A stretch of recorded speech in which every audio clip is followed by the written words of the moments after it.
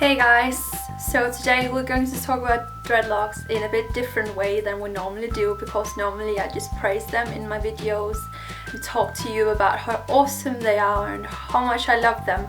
Today we're going to flip everything around and talk about how awful they can be, and I'm gonna give you all of the reasons to why you shouldn't get dreadlocks. I thought maybe this would be a nice video for those of you who are wondering if you should get dreadlocks or not.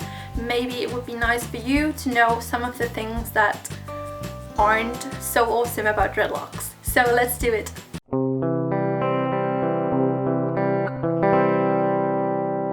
So the first thing I'm gonna mention is the one thing that I miss the most, definitely miss the most, and that is the feeling of brushing your hair and having the brush like going through the hair and touching the scalp. Like, just thinking about it makes me, I miss that so much. So that is the first one, and it's the biggest one. The next one is the fact that it takes 1,000,000 years for your hair to dry. It takes forever, and it's something you need to like consider in different situations, like in the winter period, and it can be quite frustrating. That's also the reason why I hate to take showers in the evening, like washing my dreadlocks in the evening, because I can't get them to be completely dry before I go to bed. So, and it's really uncomfortable to sleep on like dreadlocks that aren't completely dried out yet. So unless you live somewhere where it's always sunny and always warm, this should be something you considered before getting dreadlocks. So the next one is the fact that dreadlocks get stuck into a lot of things. I had a woman walking past me on the street and it was raining, and she had her umbrella, and you know, normally when I walk past people with an umbrella, I just push it up a little so that they can walk past me without getting hit by my umbrella. But this woman didn't do that, so the umbrella just got attached to one of my dreadlocks and just pulled my dreadlocks on the way like past me. And that is like one of the things that it has been getting stuck to. Another thing is Velcro. Like Velcro and dreadlocks, it's just like magnets.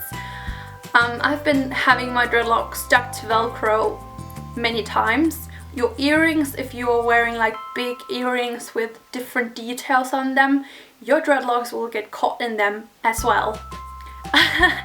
So that is as a consideration, of course. Again, like anything else, your dreadlocks will get stuck in different things sometimes, and it can be quite embarrassing, like having your hair getting stuck in someone else's jacket on the Velcro because you gave them a hug or something.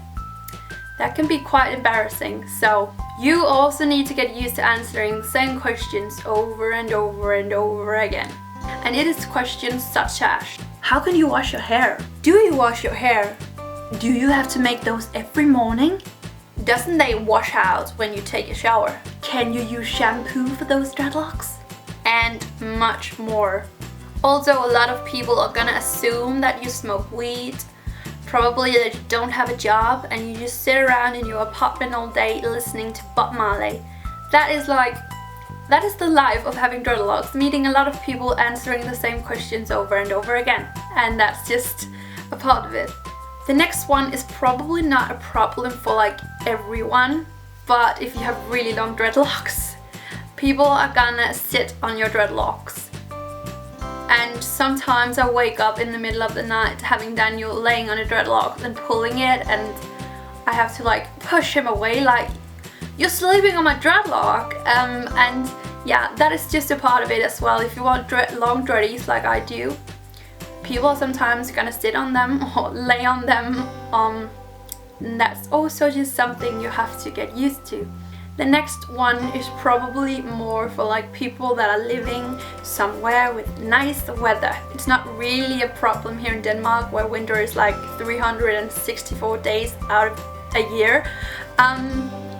But if you live somewhere where the weather is really nice, I just want to tell you that dreadlocks are very itchy when you're wearing like very thin clothing or nothing at all.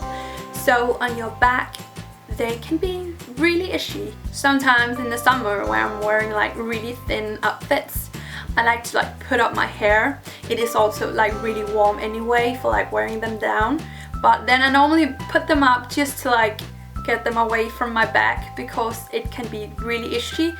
Also, people with dreadlocks normally just don't sit up against like their dreadlocks, having them in the back, down over their back, because it is not a nice feeling. So that is another thing I needed to break for you. You also need to consider that a lot of people won't be very supportive of your dream about getting dreadlocks.